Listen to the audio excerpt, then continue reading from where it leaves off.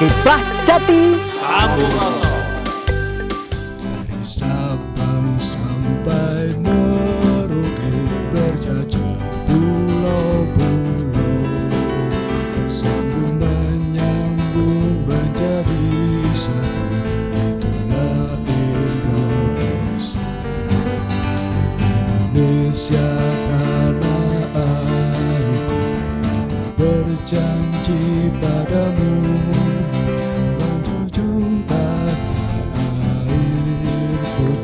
airku Indonesia. Ya, terima kasih.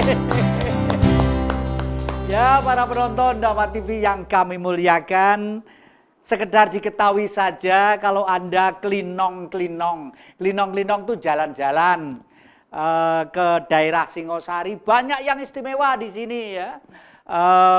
Pembuatan teklek itu klompen dari bambu itu istimewa.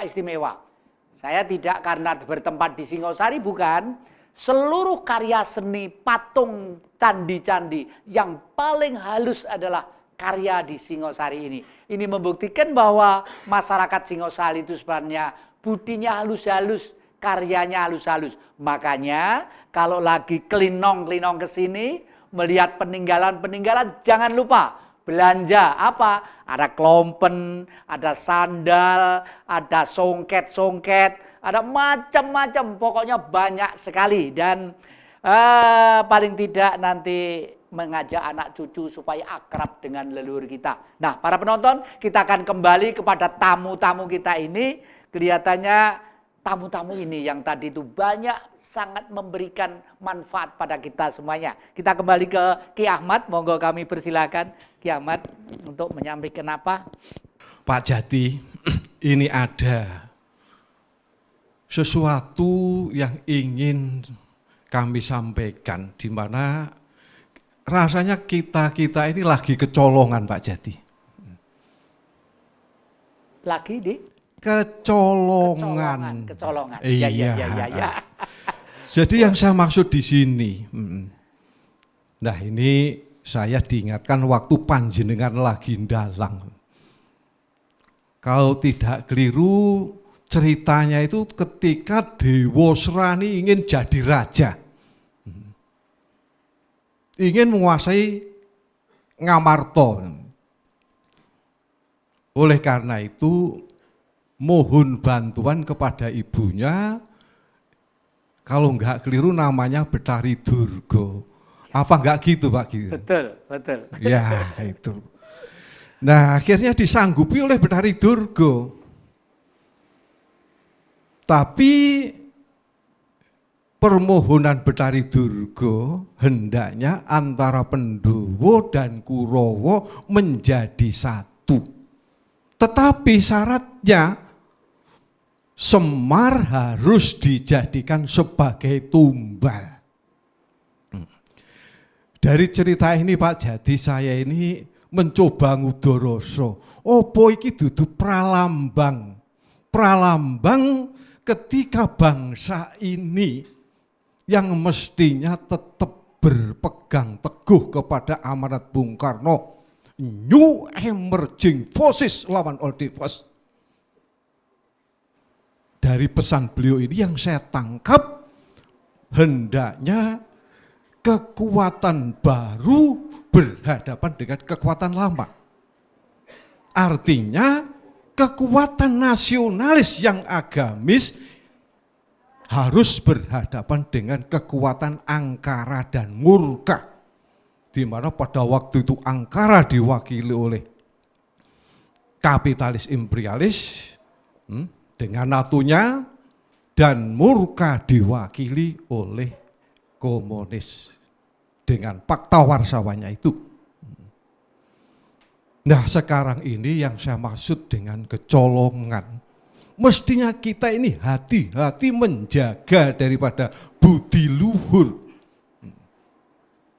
Ternyata kita kecolongan karena dengan bersatunya antara Kurawa dan Pandhawa yang berarti terjadi perselingkuhan antara budi luhur dan angkara murka. Kalau sudah demikian, nah ini Pak Jati, sulit untuk membedakan mana yang benar dan mana yang salah.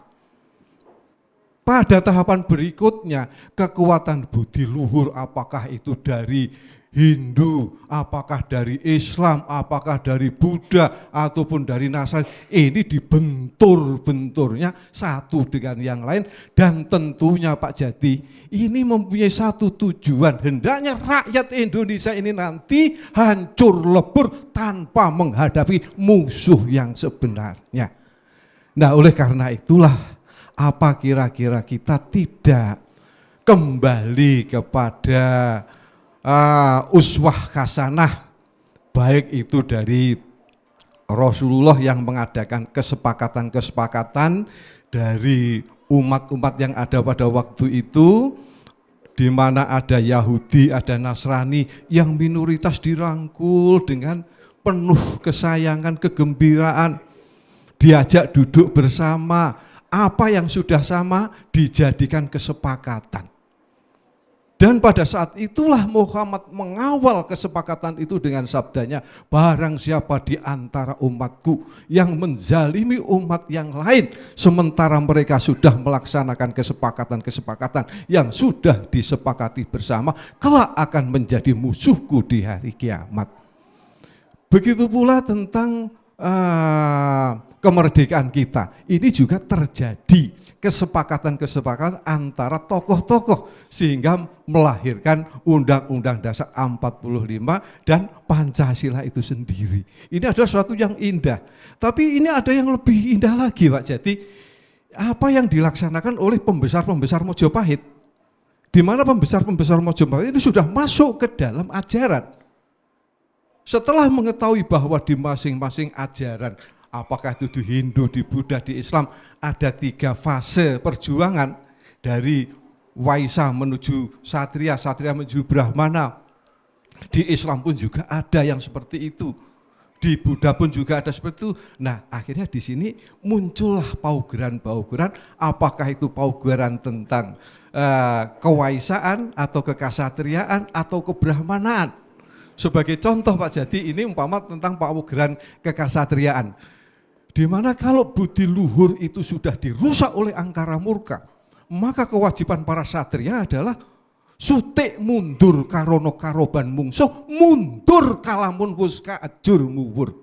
Sehingga di sini ini baik dari kekuatan Hindu, kekuatan Islam, kekuatan Buddha, satu padu menghadapi daripada angkara murka itu. Nah, begitu pula tentang bini sepuhnya, ini juga terjadi kesepakatan, bahkan melahirkan paugeran-paugeran bini sepuh. Sebagai contoh, umpama paugeran bini sepuh ikutan kena sungar sesungaran. Bini sepuh iku tan kena ngagem panguwasa kanggo panggawe dudu, dan seterusnya dan seterusnya. Dan saya yakin kalau ini dimunculkan kembali, maka kekuatan budi luhur ini akan menjadi satu padu lagi dan siap menghadapi angkara dan ya, terima kasih. Ini yang saya sampaikan Pak Jati. Terima kasih. Waduh. Ini tadi kita kedatangan dewata dari Trowulan ini, bidadara dengan bidadari hadir ke sini, dan tokoh-tokoh yang kalau menurut hemat saya retorika materi yang disampaikan betul-betul sangat bermanfaat. Makanya keluarga kalau lagi nonton Kiprah Jati, mulai pembantu, juragan, anak, cucu, ayo kumpul kan jadi satu. Sekolah bayari larang, cuma mendengarkan 1 jam. Siapa tahu kalau kelemparan kata-kata greget bangkit, ya toh gitu. Jangan sampai anak terus menerus 24 jam gim-giman terus, itu dia zaman. Tapi kalau tidak ketat, besok lek wis tuwek kasep angel owah-owahane gitu loh ya. Terima kasih Dawah TV memberi kesempatan kita yang begitu baik. Lah, Mbak Indah tadi mau ada yang sampaikan, monggo. Kami persilakan.